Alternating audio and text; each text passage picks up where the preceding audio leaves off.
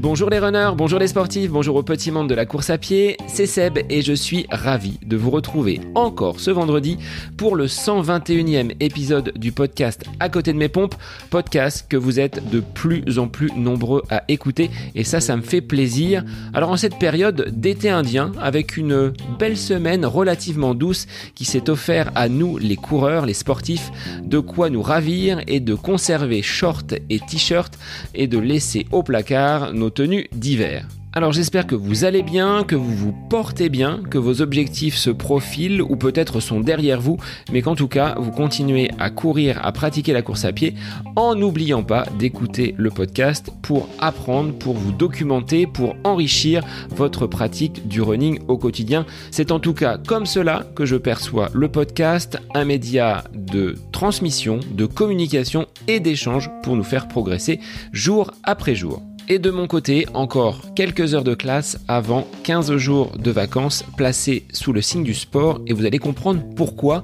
en écoutant la suite de cet épisode consacré au retour, au débrief de mes 10 km de l'Indien courus dimanche dernier du côté d'Orléans.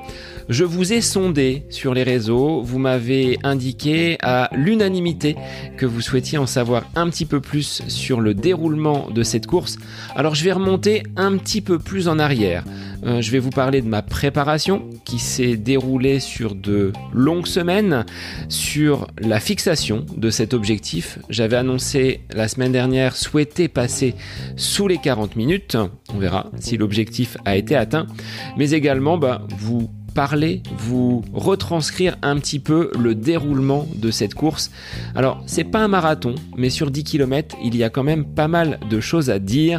Et à l'issue donc de ce débrief, je ferai un petit bilan façon hamburger, point positif, point négatif, et il sera temps pour moi de me projeter vers de nouveaux défis, de nouveaux objectifs. Mais avant de vous laisser partir vaquer à vos occupations, avant de terminer cet épisode, je vous donnerai mes 5 conseils pour aborder de la meilleure des façons cette compétition qui est le 10 km et qui reste pour moi une de mes épreuves préférées. Je ne vais pas vous le cacher, c'est suffisamment court, suffisamment dense, suffisamment intense. On finit complètement rincé, mais je ne m'en cache pas, j'ai vraiment une affection particulière pour cette distance et ces compétitions sur route. Alors, on est parti pour un épisode consacré à ce 10 km avec l'objectif de passer sous les 40 minutes. Bonne écoute à vous!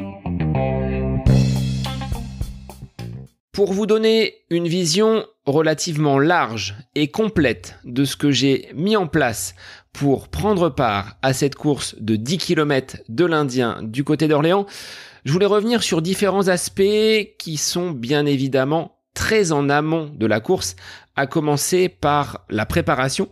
Après avoir connu un début d'année 2022 des plus compliqués, ce que j'évoquais dans l'épisode 94, où je pensais avoir, à cause des blessures, des coupures, des arrêts, avoir régressé. C'était vrai, sur le moment j'étais bien loin de ce que je suis en mesure de faire aujourd'hui. Il s'en est suivi un printemps où petit à petit j'ai pu remettre de l'intensité, remettre de la mobilité dans ce corps qui ne suivait plus. J'étais plus en mesure de me faire mal, de me faire violence, d'aller chercher des allures qui sont à mon niveau très élevé.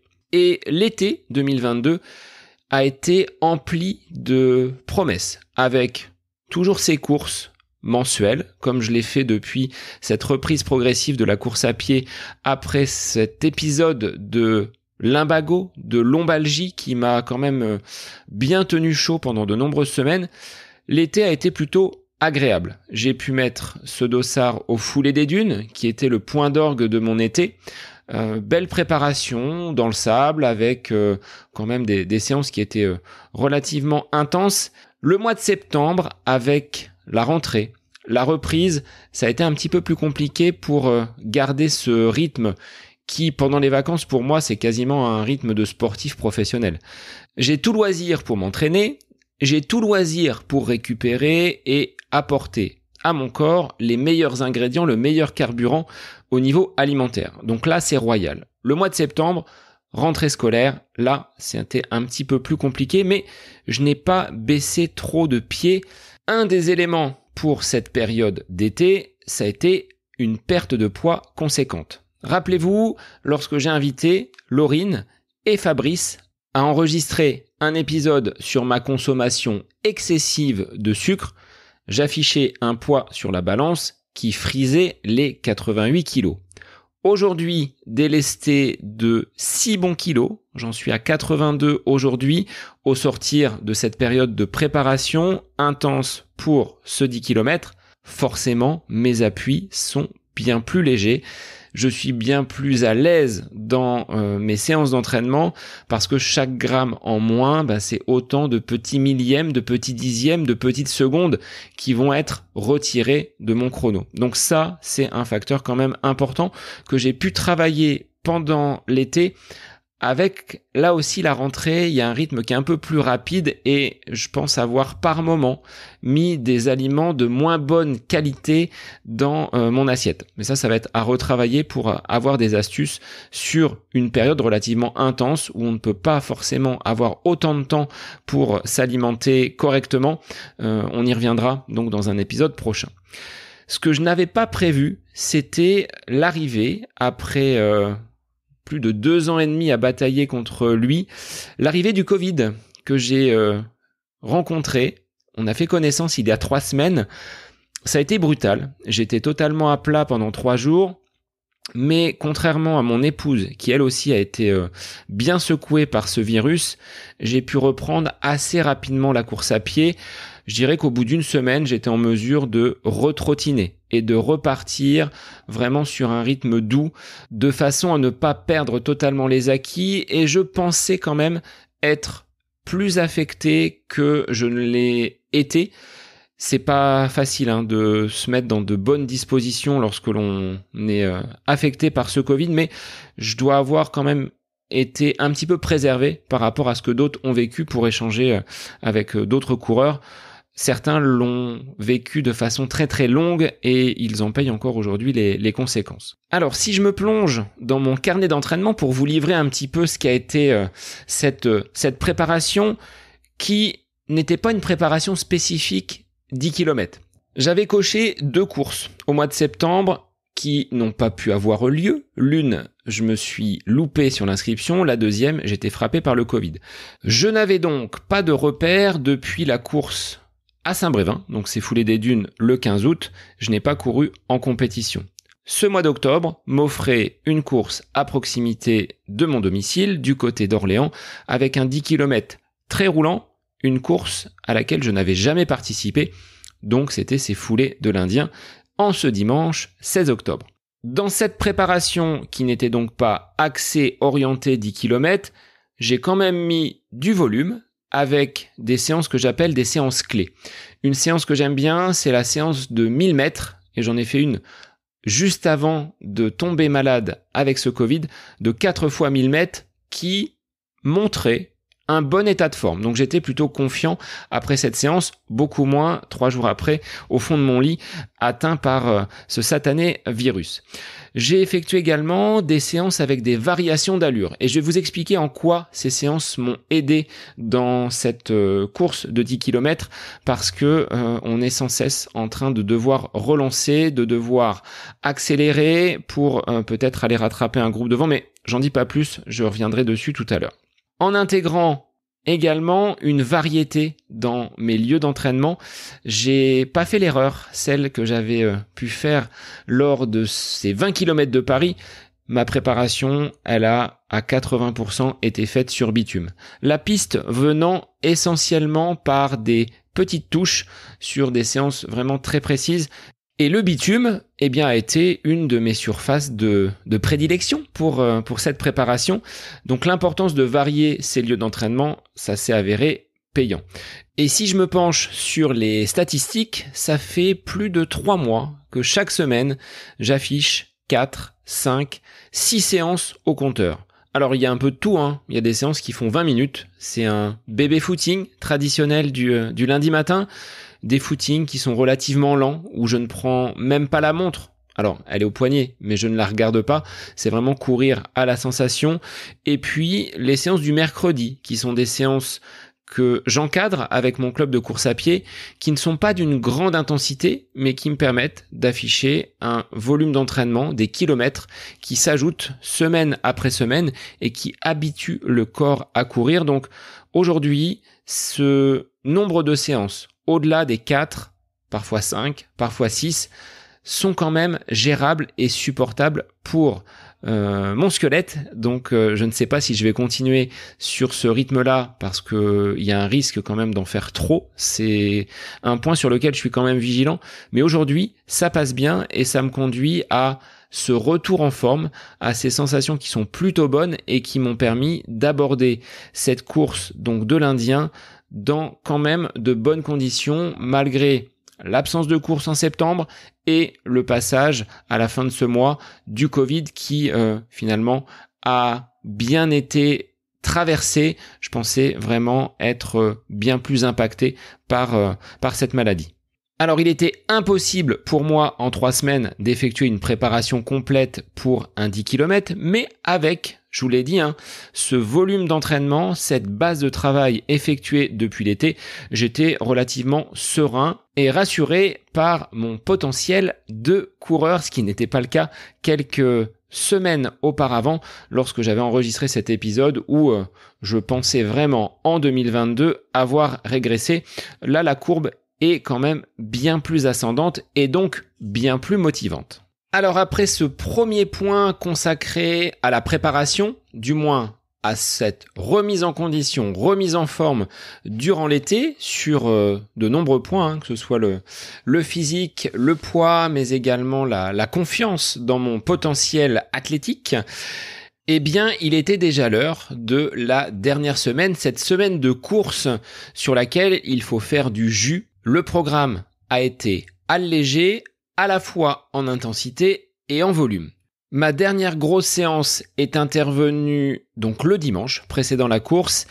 À l'issue de cette dernière grosse séance que j'avais effectuée sur piste, je n'étais pas très confiant.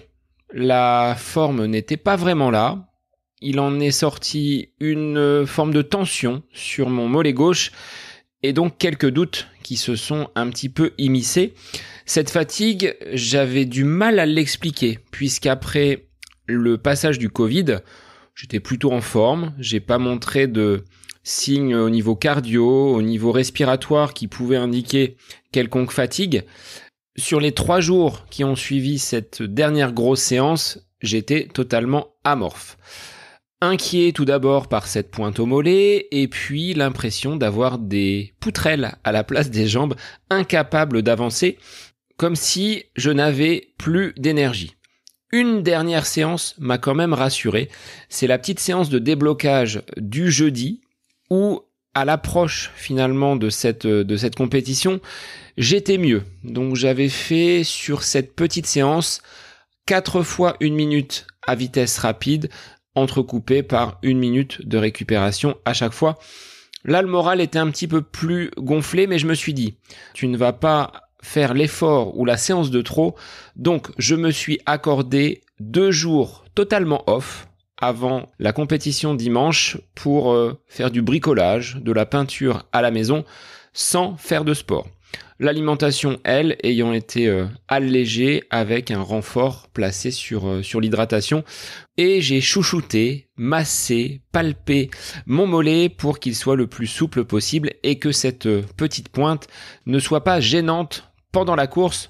Donc je lui ai accordé à ce mollet un peu plus d'attention que d'habitude. Alors si l'on se place désormais sur un plan chronométrique, l'objectif affiché était de repasser sous les 40 minutes sur cette distance du 10 km, peut-être un poil ambitieux au regard des derniers jours et des dernières semaines, sachant que je n'avais pas de repère sur cette distance.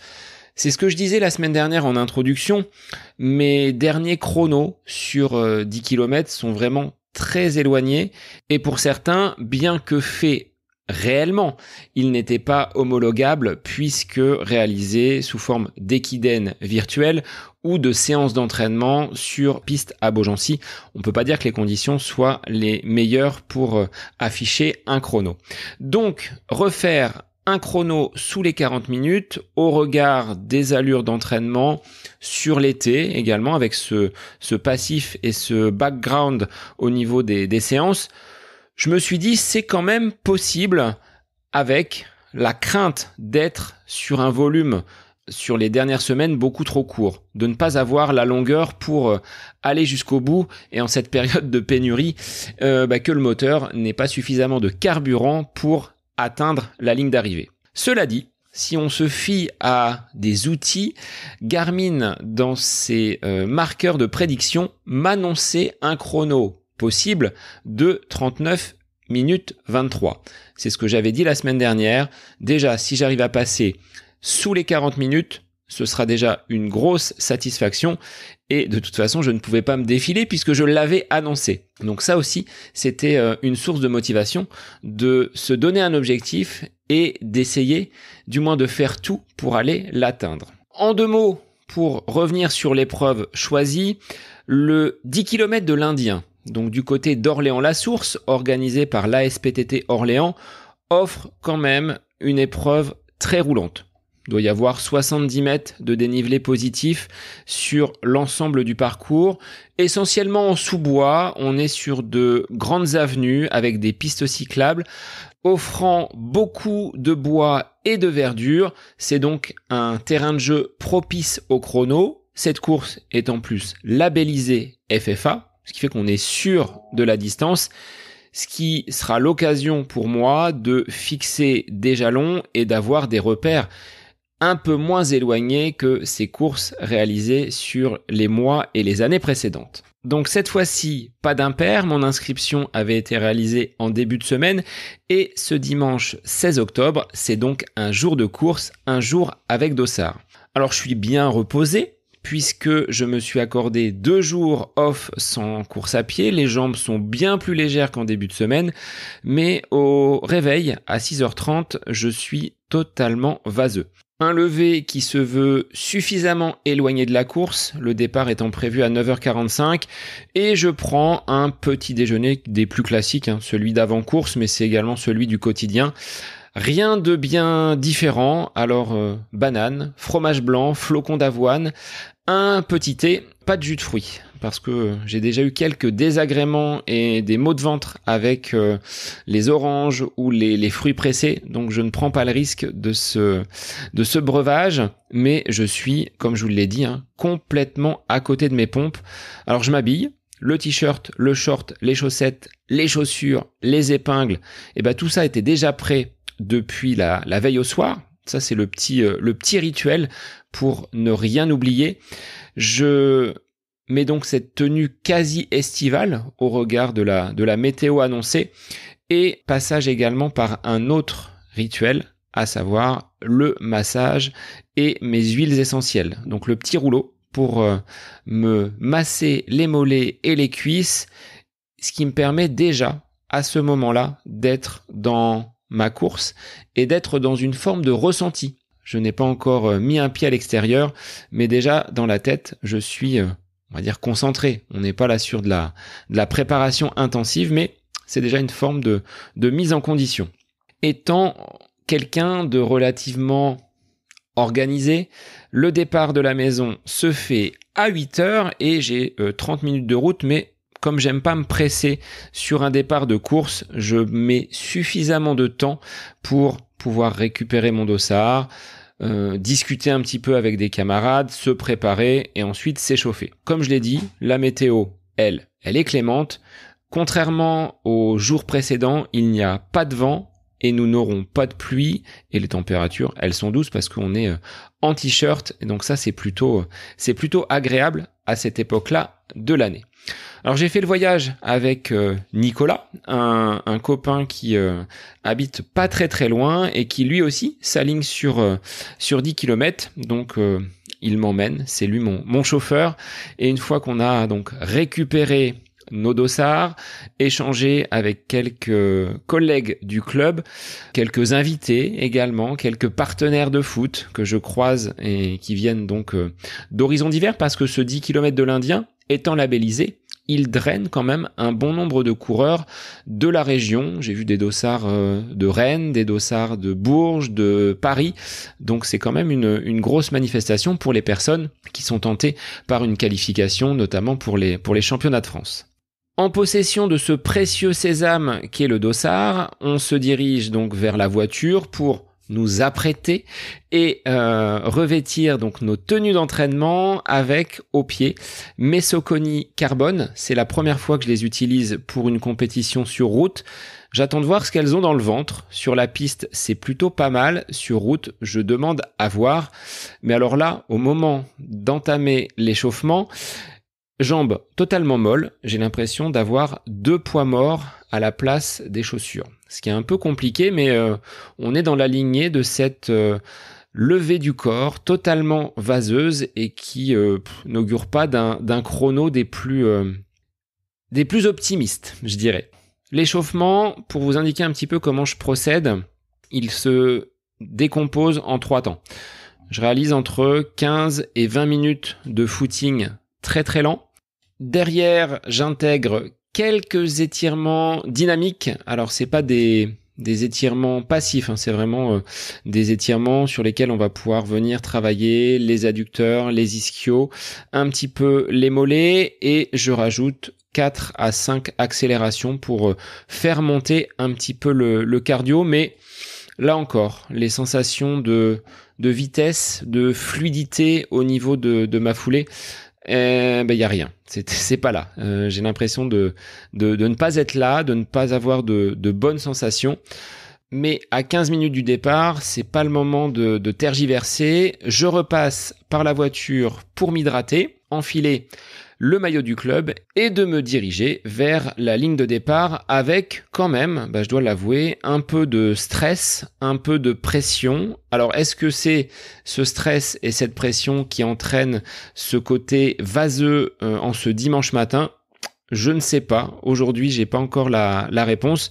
La question que je me pose quand même au regard de cet échauffement, c'est: est-ce que je vais tenir sur l'allure affichée, sur le rythme que je dois avoir pour passer sous les 40 minutes au 10 km? Alors là, c'est un gros point d'interrogation. Plus que quelques secondes avant de prendre le départ de cette course, je suis pas trop enfermé, pas forcément en première position, mais j'ai la lucidité quand même de me placer à droite donc du peloton, puisque le premier virage, au bout de 150 à 200 mètres, sera sur la droite. Donc pour éviter de faire un détour et de prendre ce virage à l'extérieur, le starter ne fait même pas de décompte, c'est un coup de pistolet et j'ai juste le temps d'actionner ma montre et de me lancer. Alors Nicolas, qui était à mes côtés, je le perds rapidement dans ce peloton d'environ 400 coureurs. Et sur ce premier kilomètre, j'essaie de me positionner, de me caler sur une allure qui soit suffisamment rapide, mais tout en étant dans le contrôle. Le risque sur un 10 km étant de se laisser happer par le peloton et d'être vite en sur-régime. Je dois passer le premier kilomètre en 3 minutes 48. L'objectif était d'être sous les 4 minutes, mais avec une marge de sécurité, donc aux alentours de 3,55, 3,50. Donc je suis plutôt dans les clous par rapport à ce premier kilomètre au timing que je me suis fixé. Alors, c'est une réflexion que je me suis faite pendant que j'étais en train de courir. C'est: Seb, cours intelligemment. Un petit peu, vous voyez, comme en cyclisme. Ne fais pas d'efforts inutiles. Et donc, quand on ne fait pas d'efforts inutiles, c'est d'essayer de prendre l'aspiration, et quand on voit qu'un groupe est dans notre allure, de rester le plus souvent possible avec. Et je regarde pas trop la montre sur ces 2 premiers kilomètres. J'ai pas rentré non plus. Vous savez, sur Garmin, on peut rentrer une allure cible, ce qu'on appelle le Pace Pro, de façon à ce que la montre nous guide et savoir si on reste quand même dans l'objectif visé. Là, j'ai rien rentré. Je me fie juste au petit bip tous les kilomètres et globalement, je suis bien.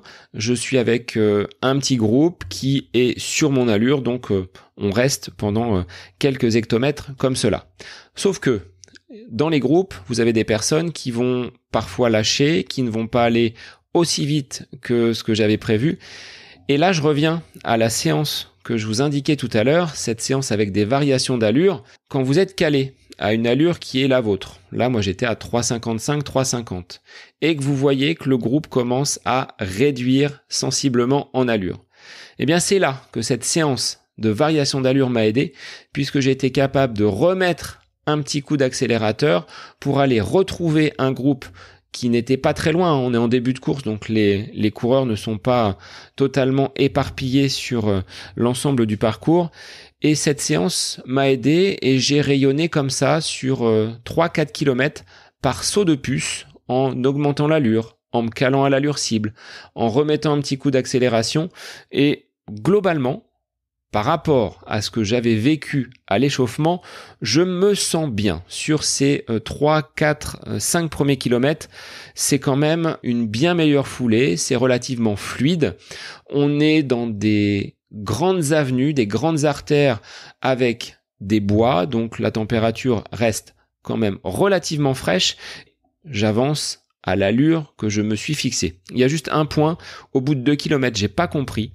On nous a fait traverser et prendre au cordeau un terre-plein en herbe alors qu'il y avait la place peut-être d'aller tourner un petit peu plus loin. Donc là, on est en début de course, donc on est encore vigilant, mais ça aurait pu occasionner des chutes, des pertes, on va dire, d'adhérence, puisque passer du bitume à une herbe totalement mouillée, c'était pas une stratégie très très bonne sur le plan donc du parcours affiché à cet endroit-là. Après ce premier kilomètre englouti, ce passage au deuxième kilomètre un petit peu périlleux, mais sans bobo, eh bien, je remonte tranquillement des coureurs qui sont éparpillés, mais qui me servent quand même de point de repère. C'est ce qui est intéressant sur une course où vous avez quand même un peloton relativement nombreux, c'est qu'il y a toujours quelqu'un à aller chercher un repère visuel sur lequel vous pouvez vous appuyer.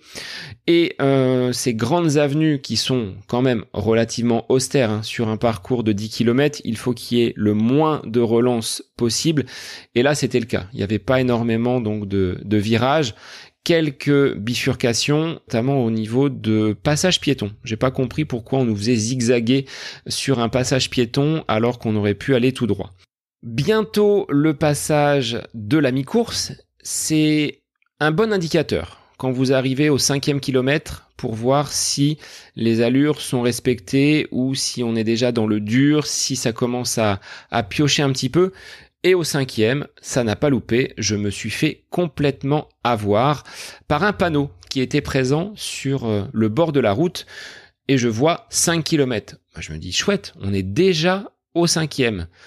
Je jette un œil sur ma montre qui m'affiche 18 minutes 30. Je me suis dit, là, il y a un problème. C'est pas possible. Au regard de ce rythme et de cette vitesse affichée depuis le début de la course, que tu passes ce 5 km en ce temps aussi faible. Et eh bien oui, je me suis trompé, c'était en fait le panneau du semi-marathon, du 5e kilomètre de cette course. Alors, le 5 km, il est passé un petit peu plus loin, 500 mètres après, en 19 minutes 30. Alors ça m'a quand même mis un petit coup au moral, parce que je me suis dit, t'es pas aussi rapide que tu l'avais prévu, même si 19 minutes 30 pour faire en dessous des 40 minutes, c'est entre guillemets jouable, mais c'est à partir de ce 5e kilomètre que tout se joue. Sur une telle distance, entre le 5e et le 8e, c'est là où on va entre guillemets faire l'effort et voir si je suis en mesure de tenir ce rythme. Donc je me demande si je vais être capable de produire une deuxième partie de course avec une vitesse aussi rapide. Les jambes sont déjà nettement moins fluides, ça avance moins bien et mon ressenti c'était au sortir d'une très très grande ligne droite. Là, je suis un peu dans le dur, voire totalement sur une pente descendante.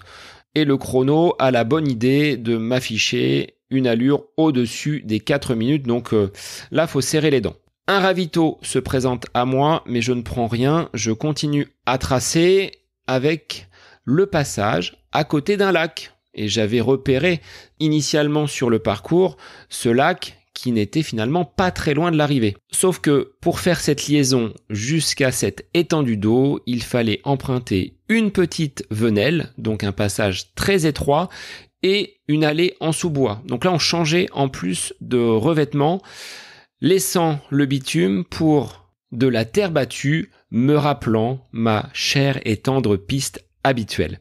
Alors arrive cette entrée sur le lac où je vois ressortir déjà les premiers concurrents. J'accroche à ce moment-là un groupe de 3-4 coureurs. Alors ce qu'il faut savoir, c'est que ce lac fait quand même 1,2 km dans son pourtour.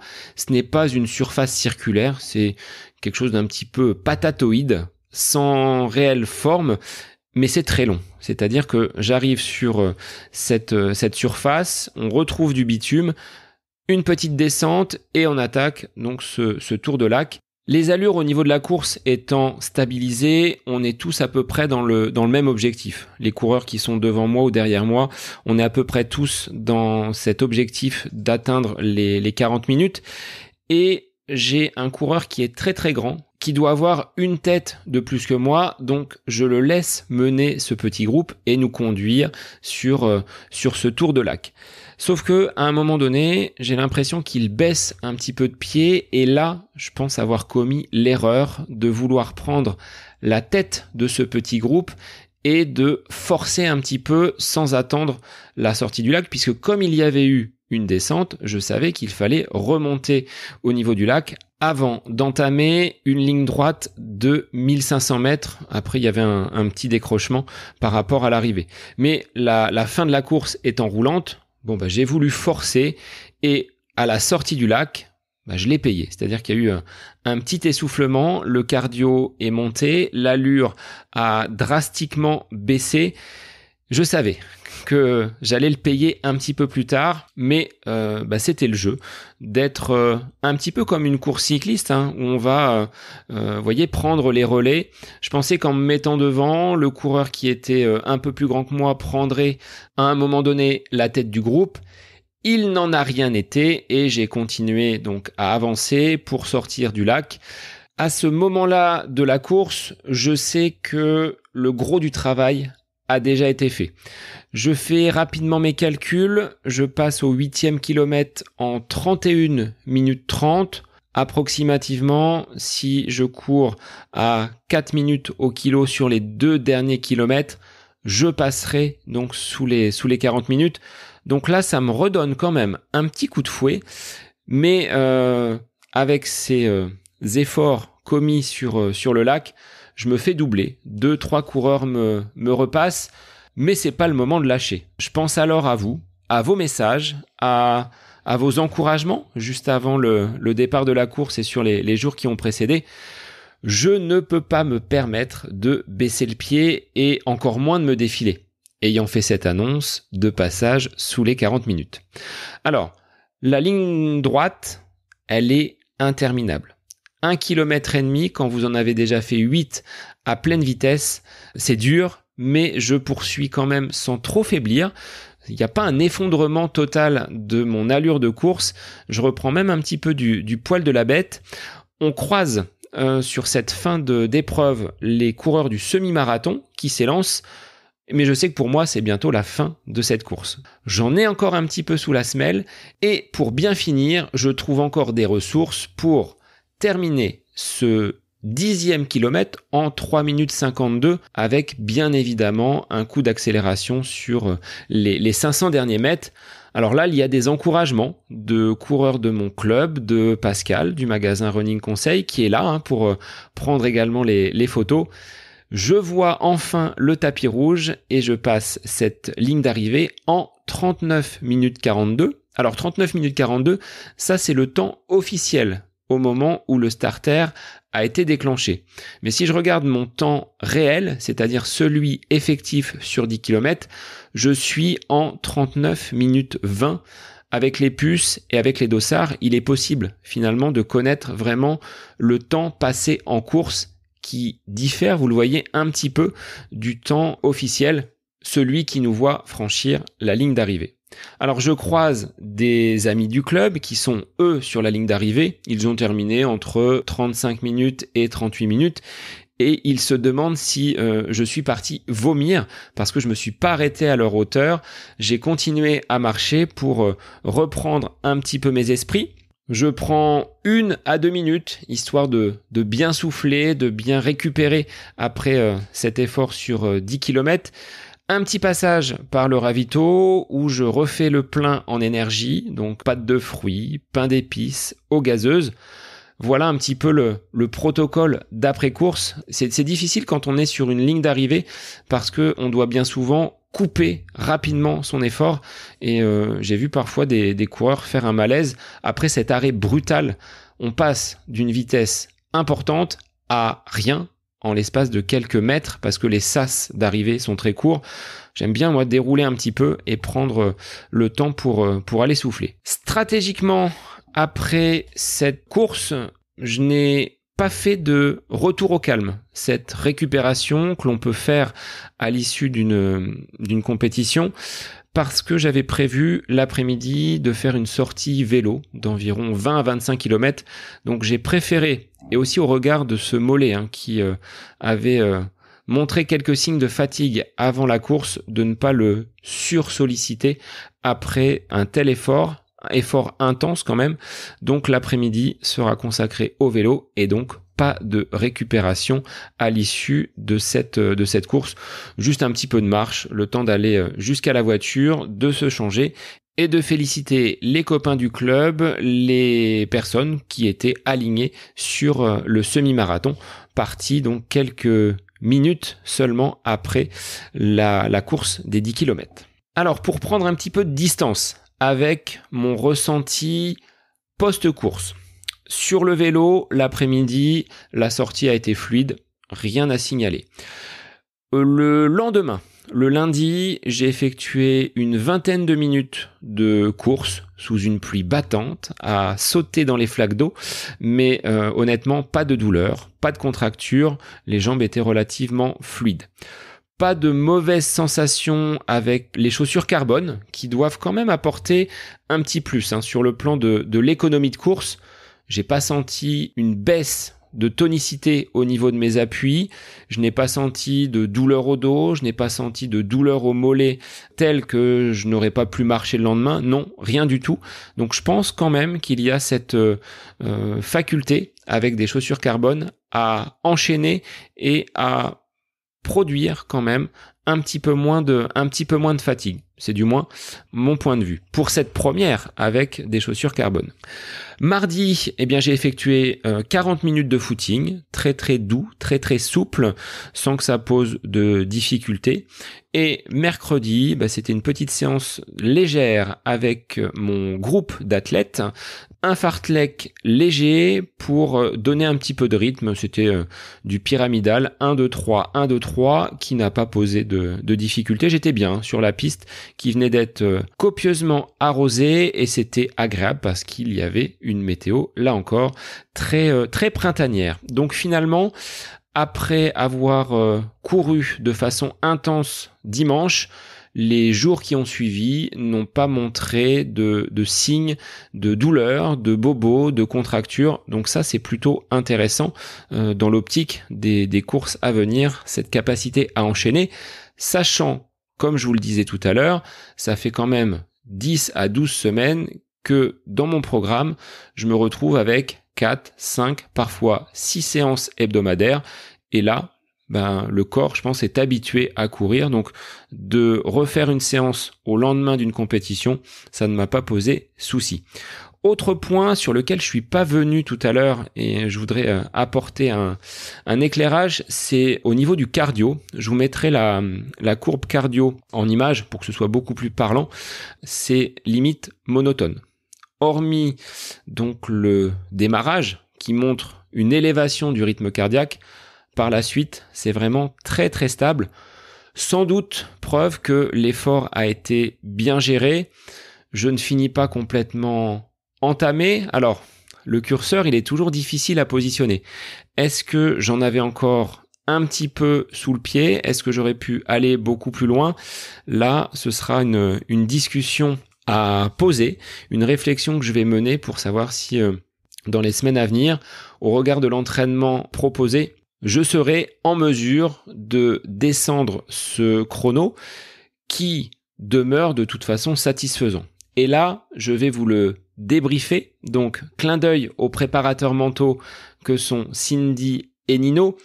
Je vais adopter la stratégie du hamburger. C'est quelque chose que j'applique après chacune de mes séances et c'est encore plus probant à l'issue d'une compétition et d'une course officielle.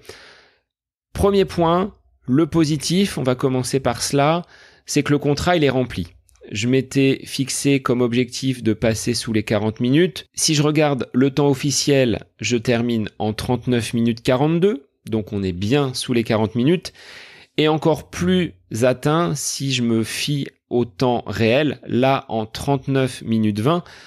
La prédiction de Garmin n'était pas si éloignée de ce chrono, puisque Garmin m'affichait 39 minutes 23. Donc ça, c'est ce premier point positif d'avoir le jour J répondu présent et atteint l'objectif. Ça se passe pas tout le temps comme ça, je vous l'assure. Il y a des fois où on veut que tout soit aligné et rien ne se passe comme prévu. Là, tout s'est bien passé et j'en suis ravi. Passons maintenant au point négatif. Eh bien, c'est cette gestion de l'avant-course à l'image d'un joueur de foot ou d'un sportif de haut niveau qui viendrait à jouer le match ou à jouer la compétition avant même de l'avoir réalisé. J'étais pas dans mon assiette, j'étais vaseux totalement. Et puis ce coup de fatigue d'avant-course, la semaine qui a précédé n'a pas été une semaine finalement de vrai repos, parce que c'était une semaine marquée par des doutes, marquée par des interrogations, avec cette forme qui n'était pas celle que j'aurais souhaité en semaine d'allègement. Il y a eu également ce léger coup de mou entre le 5e et le 8e. Alors pas uniquement lié à cette pancarte que j'ai vue et qui m'a un petit peu dupé sur la distance que j'avais déjà réalisée, mais c'est ces 2 kilomètres relativement mal gérés, cette erreur que j'ai pu faire de vouloir mener le train du petit groupe et finalement je l'ai payé par la suite, repassant sur une allure qui était bien inférieure à celle que je souhaitais. Donc ces efforts inutiles, je pense que je ne les reproduirai pas et je me contenterai d'attendre sagement derrière un coureur qui peut m'emmener sur une allure qui sera celle visée. Mais pour terminer sur du positif, parce que c'est la stratégie du hamburger, du positif, un petit coup de négatif et on termine quand même par du positif, c'est qu'après ce passage du Covid, après ces 3 semaines qui ont suivi la sortie de crise, ça offre quand même une belle base de travail avec une envie retrouvée, une motivation également très présente, et ça j'en suis ravi. Et les 15 jours qui se profilent, je vais les consacrer à monter en puissance pour être en forme et concourir sur une prochaine compétition qui sera, je pense, sur 10 km dans quelques semaines maintenant. Voilà quel était mon retour sur cette compétition, ces 10 km de l'Indien, compétition sur laquelle je voulais passer sous les 40 minutes, donc ça a été réalisé. J'ai pas pour habitude de réaliser des épisodes où je parle que de moi, mais vous souhaitiez avoir le débrief, donc le voici. J'attends donc maintenant vos retours, vous qui êtes les auditeurs. Vous avez peut-être déjà mené et réalisé des objectifs. Comment vous l'avez vécu? Je tenais quand même à vous remercier parce que vos messages avant et après ont été très nombreux et ça me fait plaisir d'être soutenu, accompagné, porté par vos encouragements, par vos petits mots. Continuez à me soutenir et bien évidemment à écouter le podcast qui n'est pas fini. Je vous laisse avec la petite conclusion dans laquelle vous retrouverez mes petits conseils pour bien préparer votre 10 km. C'est tout de suite.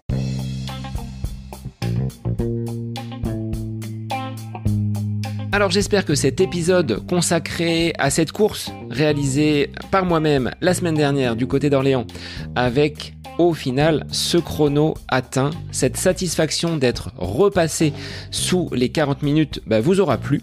Épisode un petit peu plus introspectif, un petit peu plus immersif, même si je n'ai pas encore eu l'occasion de capter des sons ambiants, d'interviewer peut-être d'autres personnes à l'extérieur, ou encore de vous faire part à chaud de mes réactions, de mes sensations juste après l'arrivée, juste après la fin d'une épreuve.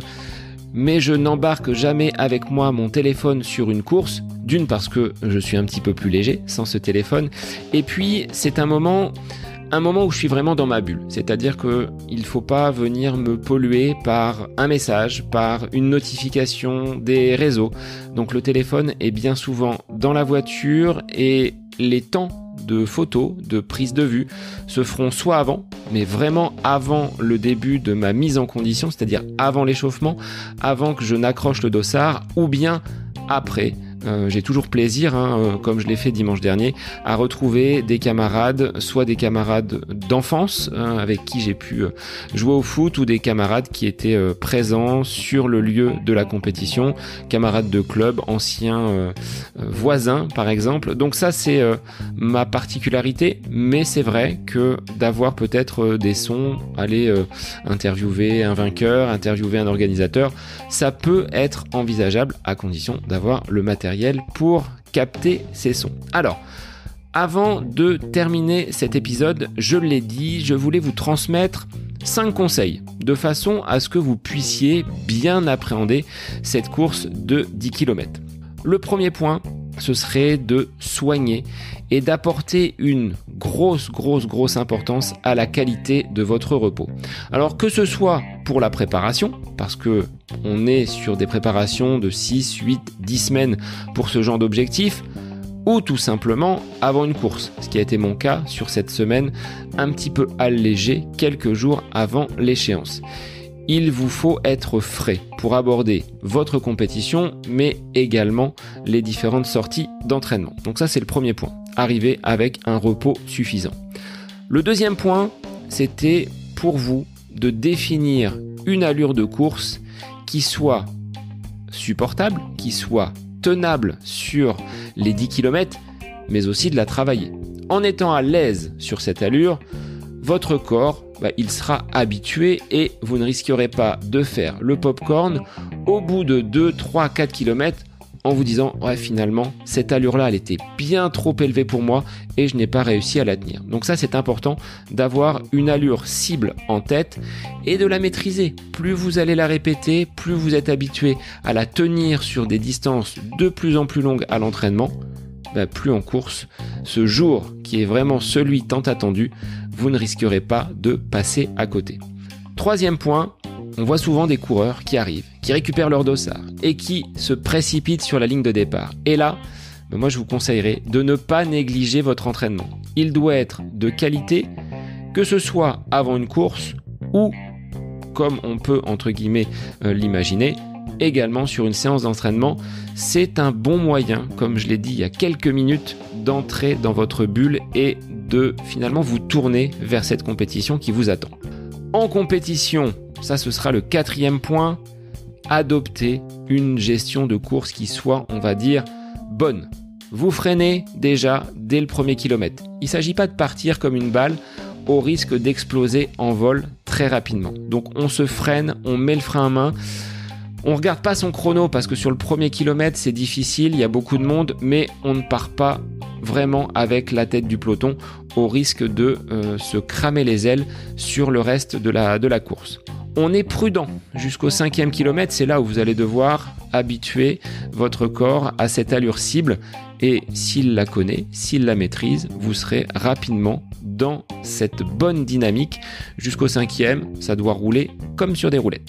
Le plus dur, il va se situer à partir du 5e. On bascule là sur la deuxième partie de course et du 5e au 8e, là il va falloir vraiment batailler, serrer les dents parce que c'est ce moment le plus difficile où il ne faut pas lâcher. La bride, elle va pouvoir être desserrée à partir du 8e kilomètre. Une fois passé cette distance, vous avez fait 80% du travail. Il ne reste que 2 km. Et là, vous pouvez finir à la sensation. Soit votre réserve d'énergie est suffisante pour carburer et aller jusqu'au bout en essayant peut-être même d'augmenter votre allure, soit vous finissez sur le même rythme, mais sur le dernier 500 mètres, là, vous lâchez tout ce que vous avez. Vous êtes vraiment à fond, vous sprintez et vous verrez que le corps est quand même capable, après un effort quand même assez brutal sur ce 10 km, de vous apporter ce petit plus de vitesse pour franchir la ligne d'arrivée. Alors, dernier point, après cette bonne gestion de course, je vous dirais, prenez plaisir, mais surtout, soyez adepte de la patience. J'ai mis beaucoup de temps à me rapprocher et à repasser sous cette barre symbolique pour moi des 40 minutes au 10 km. C'est un chrono qui en soi n'a rien d'exceptionnel quand on le compare aux standards et aux records affichés sur cette distance. Mais pour moi, c'était un des objectifs. Et je dirais que plus vous allez vous concentrer, être focus sur un chrono, sur un objectif, sur une barre symbolique, moins vous serez dans les dispositions de pouvoir la franchir. Il faut être suffisamment entraîné, suffisamment préparé, mais ne pas stresser et ne pas faire de cet objectif quelque chose de central sur lequel vous allez vous focaliser. C'est le meilleur moyen de passer à côté de votre course, passer à côté des sensations et que ça devienne peut-être même une obsession. Enfin, on a des coureurs qui, en étant tout le temps rivés sur leur montre, n'arrivent pas à franchir un objectif, un cap qu'ils se sont donné. Alors que si vous leur retirez cette pression du chrono, s'ils courent librement, ils vont être plus en mesure d'atteindre donc ce chrono cible, ce Graal pour eux, parce qu'ils auront été déchargés de toute cette pression liée au chronomètre. Donc patience, plaisir, c'est quelque chose que je vous invite à faire sur vos prochaines compétitions. Et puis on ne gagne pas à tous les coups. J'ai tenté une fois, 2 fois, j'ai réessayé, je me suis peut-être parfois planté. Au bout du compte, ce qu'il faut retenir, c'est tout le cheminement. C'est-à-dire que si je regarde derrière moi, il y a 10 ans, 12 ans, je courais le 10 km en 55 minutes. Donc autant vous dire qu'il y a des étapes que j'ai pu franchir et je ne sais pas quelles seront ces futures étapes qui se profilent devant moi, mais une chose est sûre, c'est que le plaisir doit être quand même au cœur de votre pratique. Ça, je vous le dis, je vous le répète chaque semaine. Sans plaisir, vous n'avancerez pas. Ça deviendra une contrainte et vous ne trouverez plus d'intérêt à aller vous faire mal sur certaines séances. Avec cette course, pour moi, globalement, je dirais bien gérée. J'ai retrouvé l'envie d'aller descendre et encore abaisser cette marque chronométrique. Donc, moi, je vous donne rendez-vous dans 1 mois pour un autre 10 km. Donc on sera aux alentours de la mi-novembre et j'espère que le chrono sera au rendez-vous, mais même s'il ne l'était pas, peu importe, j'aurais mis tout en œuvre pour qu'il soit meilleur et j'ai déjà hâte la semaine prochaine, sur cette semaine de vacances, d'aller me faire mal et de poursuivre cette montée en puissance pour repousser encore mes limites. En tout cas, moi je vous souhaite une belle semaine et je vous dis à la semaine prochaine pour un nouvel épisode du podcast À côté de mes pompes.